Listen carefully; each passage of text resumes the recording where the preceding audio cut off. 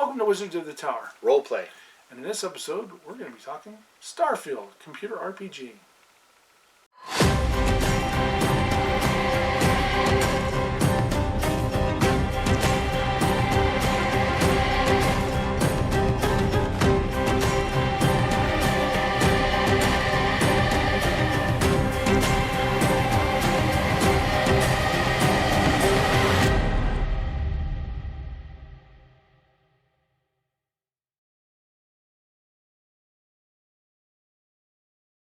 Welcome to Wizards of the Tower. Roleplay. And in this episode, we're going to be talking about Starfield, a computer RPG. Now, one thing you ought to know about our channel is we talk everything role-playing. It's not just tabletop RPGs. Or fantasy. But even some computer RPGs. Yeah. And we've said that before, that we're going to bring up computer RPGs or sci-fi or something, different settings. And very few games have been anticipated for so long as Starfield. Yeah.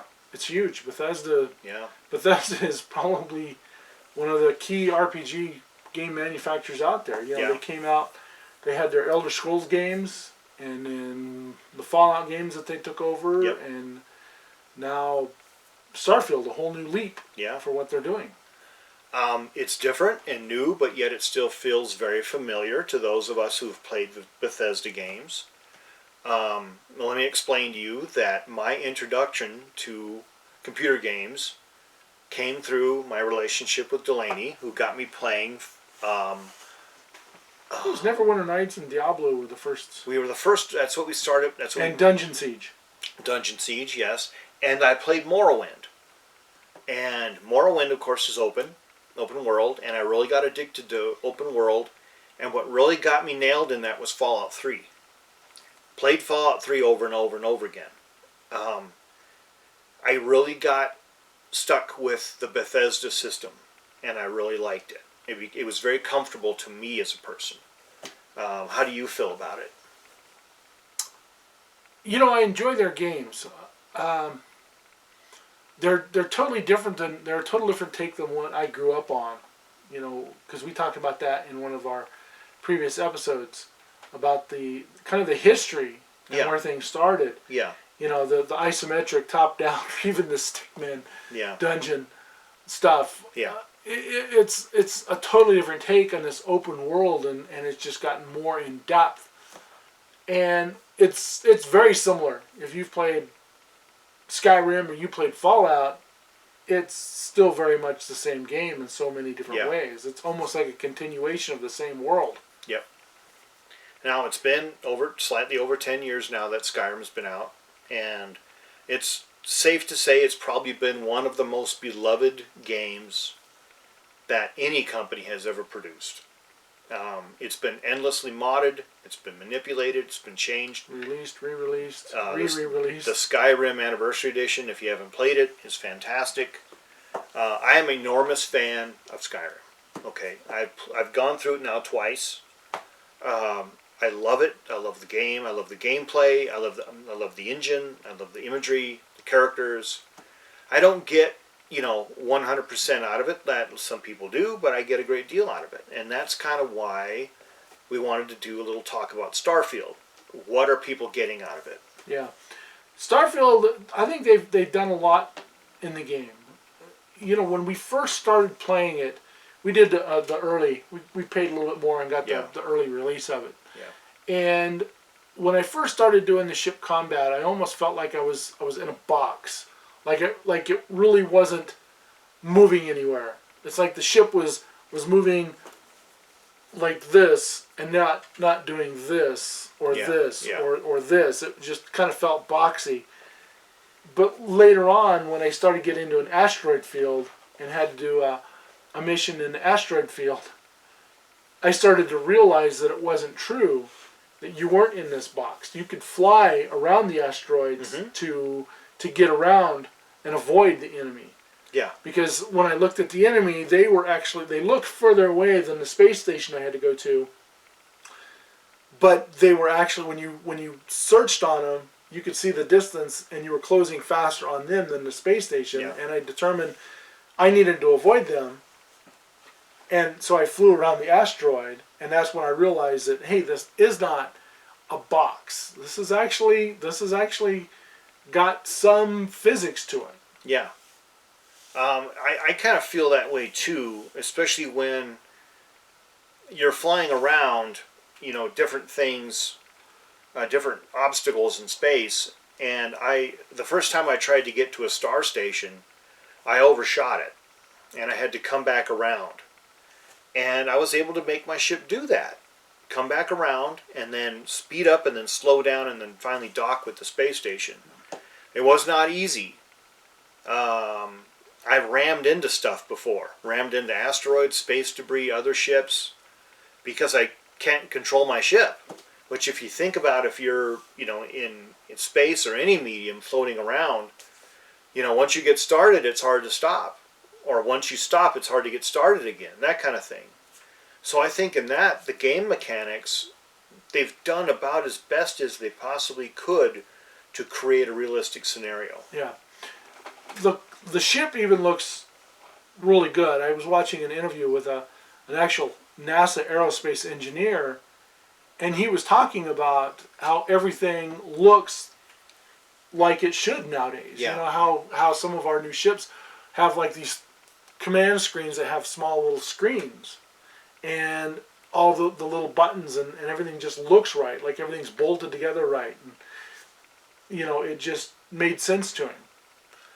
If you look at movies and stuff from the 70s and 80s, everything still looked really bulky.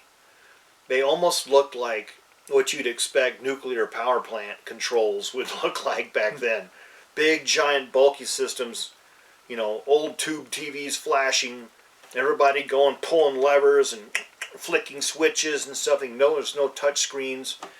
The only setup I think Star Trek had touch screens. Well, so I was going to say that's one of the few shows that I think people actually approached the whole concept of futurism is in Star Trek, where they had a lot of touch screens and things that they manipulated. So to me, Starfield takes a look at what are we going to do 300 or 400 years in the future. Will they be? You can either go two ways. You can go, so far advanced that everything happens in your mind and you're mentally connecting with your ship and that kind of stuff, or you're going to make it more practical so that players can actually play it physically by controlling things. And so they left it still mechanical so that you can still actively control things with your game player controls and your body. Thank goodness. And the physics are there. Somebody took and put their cockpit clear full of potatoes, and then they opened the door and the potatoes came rolling out, and it was just like, wow, that's interesting. That they opened the door, they closed the door, and the potatoes moved, and it's like, okay, the physics are there. Well, Bethesda's always been pretty good for that. You drop something on the ground, you pick it up, and you move it around. It's very hard sometimes to pick something up and turn it properly so that you can set it on a table. Any of us who's ever played Fallout, you knock over your lunch boxes and you're like trying to put them back on the table and they're like bouncing all over the place, but you can eventually get them down. Bethesda's always been really good for that, interacting with the environment. Skyrim was really good for that too, interacting with the environment, kicking buckets as you're walking down the street, tripping over stuff, bumping into trees, bumping into people. That's all still there. So they've kept the familiar but made it a little more exotic, in my opinion. Yeah. What do you think about the different settings? As in the worlds? The worlds. My only complaint with the worlds that I've seen so far is all the creatures either looked insectoid or reptilian. I don't see anything mammalian looking. Yeah, I suppose so. And I haven't really seen any flora that was active and alive that would try and eat you like a Venus flytrap. I ran into one though, a bush that I tried to sample, because they want you to sample different things, different plants as you survey a planet. It's part of the surveying skill. I ran into a bush on a planet that shook itself and sprayed stuff at me and made me back away from it because it was poisoning me. So there is something like that. How do you feel about the landscapes in general?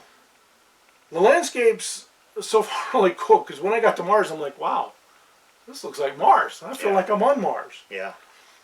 When I got to Earth, that was a whole different thing. That was depressing. Well, that's a subplot we're not going to bring Yeah. up, till later maybe. If anybody who's played the game knows about Earth, what happened there in the game.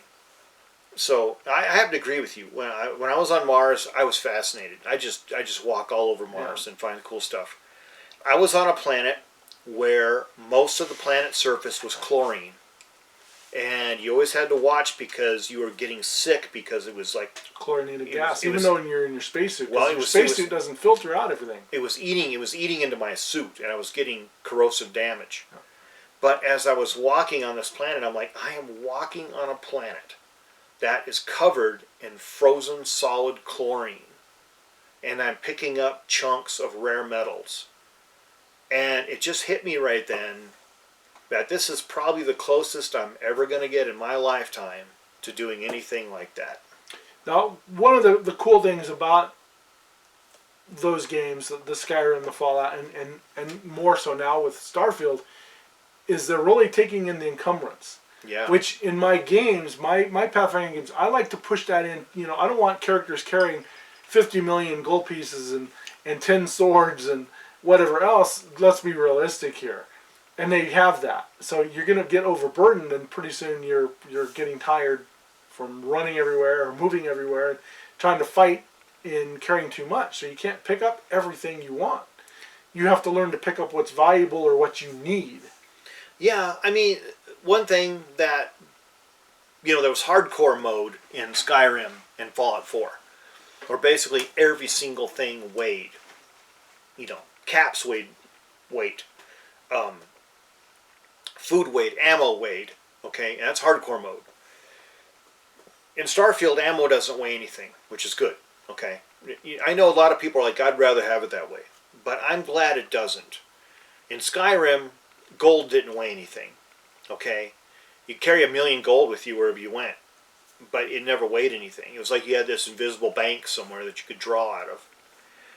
There is a practical sense that if you want to play hardcore mode, you can. I don't see that there's a hardcore Starfield mode. And I, for one, am glad about that because I've never liked to play hardcore. In Fallout, if you don't drink water or if you don't eat food, you start to suffer, you start to die, you start to become dehydrated, you lose your strength. I haven't seen that in Starfield. Haven't seen that in Starfield. So, is that good or bad? I mean, that's endless opinion that we could talk about forever about whether that's good or bad, okay? Whether there's a hardcore mode, whether there needs to be a hardcore mode. I don't know. To some players, they really love it. To me, I've always found it a hindrance. I've never cared for it.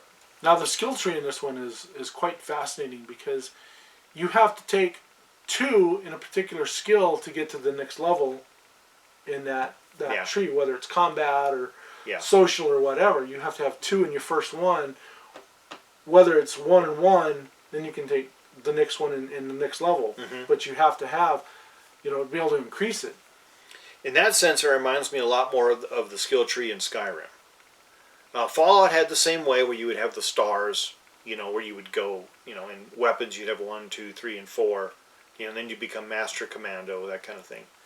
So you had it too, but the skill tree in Starfield reminds me a lot more of Skyrim, where you didn't advance as fast as people might think you should. Yeah. It took you a while.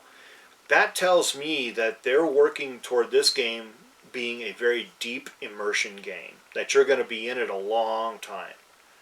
And I like that because so many games that people have, and I'll admit I don't play a lot of different games. I mainly play Bethesda games because I like them. But what I hear from other people who play, games a lot, and they get like 30 hours of gameplay out of it, and then they're done with it, and then they move on to something else. That's like the Doritos version of computer role-playing games. Yeah. You're enjoying it as long as the bag's full. When the bag's empty, you throw the bag away. Move on for the next snack. I don't like that when it comes to role-playing games or computer role-playing games. I like there to be total immersion, and I like to be inside it, and I like to make it last. I'm more the Dorito. I get bored really quickly, so I have to jump around between stuff. And Yeah. so right now I'm actually playing Baldur's Gate 3 and Starfield. So who am I? What am I? Well, I mean, there's switching back and forth so you won't get bored is good Yeah. too. You don't want to get bored of the thing and stop No. playing it. What do you think about the spaceships? I'm frustrated with the spaceships.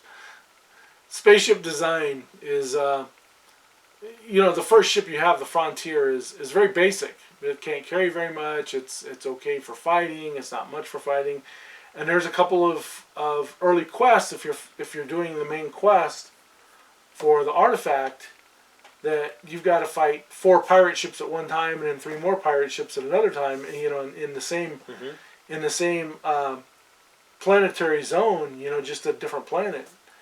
And I couldn't beat it. And you left it because you couldn't beat it. I couldn't. So I left, went and redesigned my ship and made a better ship and spend all my money doing it. I could carry more, but it was a better fighting machine. Now the only thing I didn't like is the flow of the ship. When I get in the ship, it doesn't flow the way I would want it to. And you can't change that. Yeah. It's generally thought that because it is so expensive to bring things into orbit from the Earth or of any planet, come out of the gravity well into orbit, that you would be very efficient and you would maximize even the smallest amount of space. There would be no wasted space. I think in a sense you can probably look at the future and think, well, it's so easy now to get into orbit, we can take anything into orbit, even like little plushy toys, or you could have a ship that basically you're clunking around in almost like a dungeon because there's all these open areas and useless little doors and stuff. I think it says more about the idea of futurism than it does about the actual gameplay. The ships are very modular. And going to different locations to mod your ship is something you want to do in the game, because a couple of ports may have the same thing and another port may have something totally different. Different ship manufacturer. Yeah. Well, I mean, they encourage you to mod your ship out, to create ships. And some people have created outlandish ships. Somebody created a Borg ship, which is nothing but a cube. Yeah. I mean, sure, why not? Have fun, do whatever you want, play with it that way. It says a lot about the game that you're able to actually do stuff like that instead of being stuck in this linear path where you can't really do anything. So it's a huge game, in my opinion, that you get out of what you put into it. Yeah. I'm enjoying it. I'm enjoying it too. But I'm biased because I like Bethesda games. So I'm more concerned what other people might be thinking about when they're playing the game, if they're liking it or not. Yeah, I've heard negative, but to me, the negative I just kind of shrug off. There were the initial things, like I said, it felt like combat was in a box at first. Yeah. And that kind of changed as I went. It's not like Star Citizen, which is so in-depth. Controlling your ship is very easy, where in Star Citizen it's very complex. You've got all these different keystrokes, and you need to have multiple joysticks. In this, you don't have to have any of that. Well, that's the thing, is Bethesda has always made their games accessible by people. Yeah. Simplify the controls. You got a mouse and a keyboard so that you can move around. It's very familiar. You can use the Xbox controller if you have one. Don't make the stuff so complex that you can't play it. Yeah. Okay?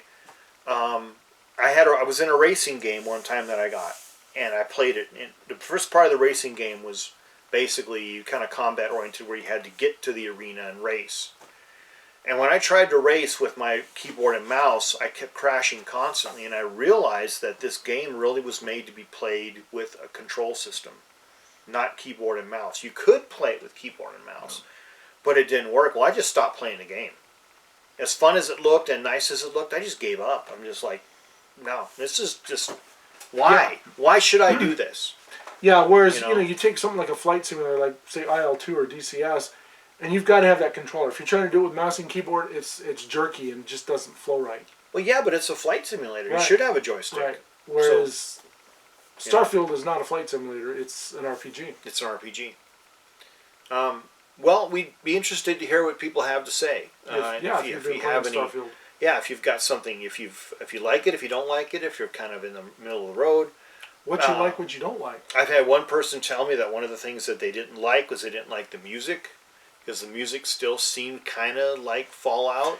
Yeah, know? it is very Fallout. It's wrote by the same guy that did the Yeah. Fallout music, and I can hear that. It's almost like a Hans Zimmer soundtrack, where Pirates of the Caribbean sounds like Gladiator, which sounds like Yeah. Kingdom of Heaven. You know, it Yeah. all just kind of flows together in this Yeah. endless mesh. Now, the one thing about the music in this is it's not overbearing as much, but there's time in combat. You get into combat and this music plays, and you're like, come on, do you really have to play this music? You know, I know you're trying to set up this emotion, Yeah. but Battle you know, music. you know, take it out of there, because you know maybe you don't know the battle's coming or the battle's ended or whatever. Yeah. And that's kind of a thing about Bethesda, you know, they start playing battle music right away, so you know you're about ready to be attacked by something, you know. Yeah. I thought one of the biggest drawbacks of Fallout 4 was the music. It was loud, and it was annoying, and it was repetitious, and I did not like it. In fact, most of the time I'd go back and forth between trying to turn it all the way down, go back to Diamond City Radio, which plays the same 20 songs, get out of that, turn the original soundtrack down, something.